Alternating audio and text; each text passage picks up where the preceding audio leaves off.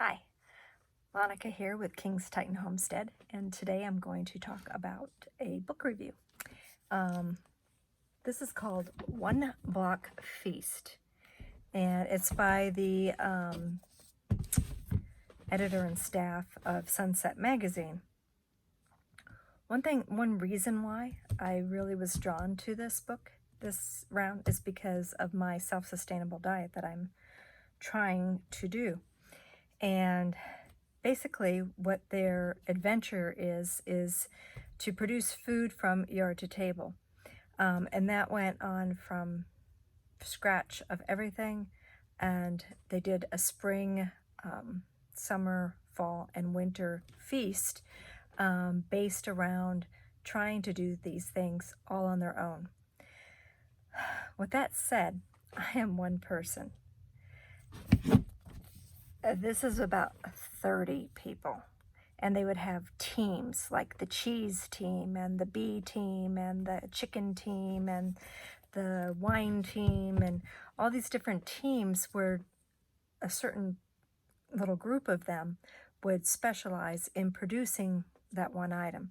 So the one block feast is basically almost like a little community getting together and producing food from scratch instead of just like one person or one family, because there's a lot to do in order to do it all yourself. It is very time consuming, and that is why we have specialty artisans and why we have large suppliers and manufacturers of all these different items, is because if you had to do this all yourself, your diet would be extremely bland, or some people might even starve, right? But anyway, I found the book fun because the author, Margo True, she's just a brilliant writer. I love, when I read a book, I like hearing about all the trials and tribulations, and I even like the spots where they make you laugh. So I can't remember what the copyright on this book is. I think it's from around 2017 or something, and I'm not sure if they've come out with like a second edition or if they continued on with their adventures or experiments in this one block feast. But they mention bees, and bees is something that I know a little bit about. So they got their original bees from Randy Oliver as nukes. And I was quite impressed because they did harvest honey the first year, even while battling all kinds of different diseases and pests. So that was pretty impressive. And actually, they're in Northern California. And so, and the Sunset Gardens probably have just a lot of great things for the bees to forage. So even though they were consistently battling all these issues, the bees were constantly being able to bounce back because they had, I think, 2 or 3 people tending to them, to these 2 hives.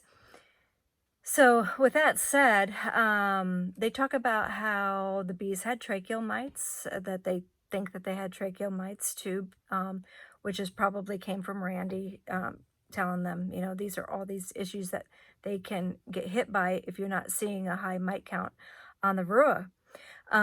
So they did mention tracheal mites, which was impressive, and they mentioned how one of the local plants, the buckeye, gave them toxic pollens, and so the bees were hit by that. They mentioned Noxzema, they mentioned small hive beetle, they mentioned getting American foul brood, and of course, constantly battling varroa. And when they talked about varroa, they tried the powdered sugar dusting of the hive, not just the shake to get a mite count, but an actual dusting of the hive to try to make the hive or the worker bees clean themselves more, clean the powdered sugar off, and thus clean off the varroa off of them. And of course, that's not a viable way of getting rid of mites. They also tried Apogard, and they say that it knocked them down, but not completely. which, without seeing or knowing exactly the mite treatment schedule, you're like, well, did you retreat after they emerged from the brood cycle, from the sealed brood, you just don't know. So they also tried formic acid, and there was all kinds of different things. But what they ended up doing in the very last part where they talked about their bees, they, oh, also before I get to that, they talked about a swarming happening in spring where they lost one of their European queens, and um, they just, okay, so the European queen left, and then they had a secondary swarm where one of the virgins actually took off with some bees, and they caught that one and gifted that swarm to a local beekeeper. But then they just said they were going to leave the hive, raise their own, and see how it goes. And so, yeah, I probably wouldn't have recommended that, even for Northern California. But that's what they had done, especially with people that are new in beekeeping. Because, and then it didn't really exaggerate as to what really happened to the Langstroth hives. It just talked about how they decided to put in a topper hive because they read or heard that topper hives have less pests and less diseases. No, that's not true. Not true. So that was the last thing that was said about the bees, is that they changed to a topper hive. And instead of doing a split or anything and just shaking some of the bees and getting a queen or doing it, well, they ordered another package. They ordered a package to fill the topper hive. So I'm not really quite sure exactly what happened to the two long langs or two Langstroths. Sorry about that. So I'm really not quite sure, but I mean, it was interesting and kind of educational. I had some things about the bees in it, which is pretty good. There was a big list of all the things that they spent money on for the bees, that some of the stuff they really did not need. And so, but that's like something that happens to everybody that gets into beekeeping. You get, oh, I gotta have that, and I gotta have this, and I gotta have that. And then you're like, oh, I guess I didn't need that. But, so I'll probably end up doing a YouTube video on basics, starter things that you can get by with, to decrease the price of the bees or beekeeping, to start. Now, one thing that they did mention was that the price of their package and the price of their nukes. Oh my gosh, this has got to be a much older book, because that is not the prices today. The prices today are a lot higher. So yeah, that's a little bit about the bees. And the reason why they lost their queen to swarming is because they say that they threw a box on top. And as some of you will probably know that do beekeeping, you sometimes have to do a little bit more than just throw a box on top. You have to make sure that that queen has room in her brood chamber, that she's not honey bound. And some queens don't look up, they don't move up very well. And you have to, kind of thread the comb in between, or pull some of the drawn comb up and put some of the empty foundation down. So there's that. With that said, they had an import list, so not everything that they were using, of course, came from the Sunset property. They import sourced walnuts and apples, and even the grapes that they made wine from, because they didn't have enough grapes from their vines. There was just all kinds of different things that, kind of are like, well, if you don't have it, then you just don't make it like that. Because I'm going to tell you, the way I'm doing my self-sustainable foods is basically, it might be considered bland. And maybe to these cooks and to these chefs, it would be too boring. To be self-sustainable in the way that I am doing it.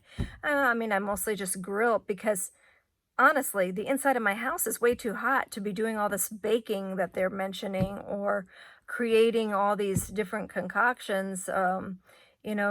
it's just too hot. You know, I have to cook outside. So, with that said, they have they raise chickens. They had some trials and tributes with that. The only protein source that's mentioned in any of their feasts is basically eggs. So if you're thinking that the one Bach feast is going to have any type of other type of farm animal or something in it, it does not. They did buy a cow, and it was kept somewhere else, like 100 miles away. So even though they bought the cow and they received milk, basically they were paying a farmer to keep the cow, to feed the cow, to clean up after the cow, to make sure the cow was healthy. So they, even though they owned a cow, they basically just, you know, that's how they paid for milk. They bought the cow and got the milk. So they did keep their own chickens in their own yard, which is cool, because they got all these different experiences with actual with that, and all the problems that go with chickens, you know, with from molting and you know, vent problems and a pasty butt when they were little and all these different things. So they did get that experience, but there's quite a few things that were almost more a little cityfied, things that, you know, um, it's kind of things, you know, they keep the bees and they keep the chickens, which is normal for backyards. So this is kind of more of a book that's really good for a residential location. Like I said, there's like 30 people putting together this. 30. Raising the garden, doing the teamwork, keeping the bees, brewing beer, making wine, doing the cheese.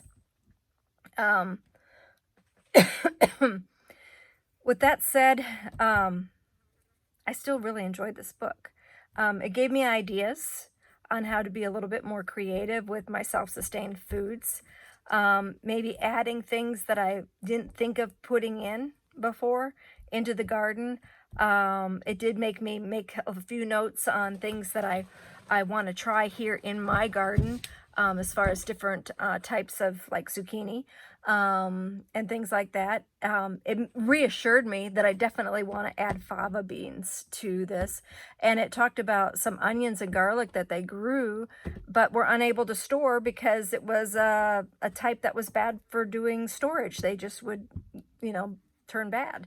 So there was all these different really cool trials and tribulations that they share, so that maybe if you want to go on this self-sustainable journey, this is kind of like a wake-up call. Like, you know, they talk about fur balls eating their figs, which means a squirrel problem. They talk about all the things that they did to make the beer. They grew hops, they dried the hops, they put the hops away until they had a sufficient amount of wheat and barley that they grew and harvested and winnowed the hulls from. They grew quinoa. They grew all kinds of different things. And it basically talks about how you'll find that if you do these things, you're going to have a new appreciation for those that do it on a full-time basis. And you might even have a different outlook on why a lot of this stuff is so mechanicalized nowadays, and why a lot of it is no longer done by hand, and why that there are these huge mono agriculture or specialty manufacturing situations going on. But it'll also kind of maybe make you think a little bit more about staying more local, and maybe even changing your diet in order to fit your one block feast. So with that said, I don't have a community. I have nobody around me, but I do have friends. And so, you know, I have a friend that makes fabulous cheese. So why should I put myself through the torment of learning how to make this cheese? It's not like I have a goat or a cow and an abundance of milk or cream here on my property. So maybe I should just trade my friend, my honey, for her cheese. Or another friend of mine who makes mead. You know the time that it takes? I mean, look at this. This was 30 people doing all of this in order to make 4 feasts a year. They had 4 parties to pat themselves on the back about all that they were able to do, and in order to put that meal on the table that one time during that one season. So yeah, it really makes you think. This is an excellent book for making you think. How self-sustainable can you really be? If tomorrow you couldn't go to the grocery store and get anything, like by a drop of a hat, snap of your fingers, and it's there on the conveyor belt waiting for you to hand over your money and walk home with it. What if that didn't happen? What would you do then? And in your climate, in your region, in my area of southern Arizona, what can I expect that I'm going to have to cut out of my diet? And what can I add to my diet that would be better? So the fava beans, being able to be stored for a long period of time, or a longer period of time than a lot of other vegetables, and the fact that when you grow fava beans, you can even eat the greens. So it's a win-win. So when you're watering something here in southern Arizona, water is our big problem. So I'm looking at the fava bean thing that they mentioned in this book, and I'm saying, that's something I might want to put in every year, because that's a plant that when I water it, it's going to not just give me one thing. It's going to give me 2 greens and a bean, a legume. So there we go. That's going to be a much appreciated addition. One thing that they also have is a planting guide in the back, what to plant per month, which I will probably go through and cross-reference with my planting guide that I already have, and just to see what kind of other diversity that I might add, and also different, types that I might add that might grow better than another item, like, a type of carrot, or, they talk about different types of figs or different types of olive trees that do better than others. So basically, I'm going to still give this a 4 out of 4, a 4-star out of 4 stars, because it is one of those things that I enjoy it when a publication makes me think outside the box. And so now I've got all these new ideas, and I learned some things. And that is my that's like my number one thing. When I read one of these books, do I still learn something?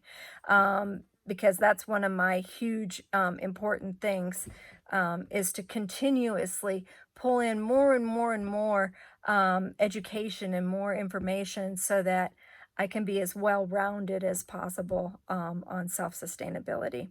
Other than that, I am all excited about going and planting my garden now. I have, it just rained, so I'm going to go check the rain gauge. And I'm going to add one thing here at the very end of this book review. Just when I was coming back from the bees yesterday, something I noticed that I might be able to add to my diet. Okay, those that have been following me also on my diet, I'm just going to mention I'm actually on day 5. Day 4 and 5, and pretty much all others have almost been the same. I'm mostly just eating things that, are from the garden and things from the freezer. So I found a Cornish rock that we raised here on the homestead, and so that was in the freezer. I didn't just find it in the coop. And I actually need to grow some more of those because I'm getting really low on the chicken in the freezer. But so that's the idea of self-sustainable diet. And here is another wild food that I'm going to show you that is coming on, because it's something that you learn to do if you're eating off of the land. You learn to look for not just what's available today, but what's available tomorrow. This is devil's claw. It's got an absolutely, look at that. Isn't that beautiful? The flowers are trumpet shaped and very stunning. There's actually like 2 species. One of them actually gets a little bit taller and has a pink trumpet flower. But the devil's claw forms like a pod, a green pod. Kind of looks a little bit like an okra, and when they're really, really small yet, they're nice and edible and not as bitter as when they get large. When they get large, you really don't want to harvest them. But when they get large and then they split open, there's actually seeds down the inside, and the seeds on the inside taste like sunflower seeds. Those are edible as well. The black dried devil's claw part of it itself, and I don't see one just sitting around here right now, but that was used in making baskets by the Native Americans of this region. One last note about the One Block Feast book. So it was like the beginning of the discussion about the feast was the recipes on what they were going to make. So they actually had the recipes in mind before they even started growing, which kind of is a reverse for what most of my, my family's kind of been a self-sustainable type family since I was, born. It's like how my mom and dad were raised, or at least my dad. And we usually just grew everything, and whatever we could harvest, then we designed our recipes or our meals around the harvest. It wasn't about, we weren't in a panic then when something didn't grow or when something ate, like a predator ate one of our plants or crops, or something happened to our chickens. We just didn't get hit hard by that because we would have backup plans and there would be other things growing in that. So that's a huge difference between what my idea of self-sustainable garden and homestead is versus the way this book was set up. But it's still made for quite an adventure because, then they got to panic and we got to change our way of thinking and all this kind of thing. So that's where that must have, it was part of the drama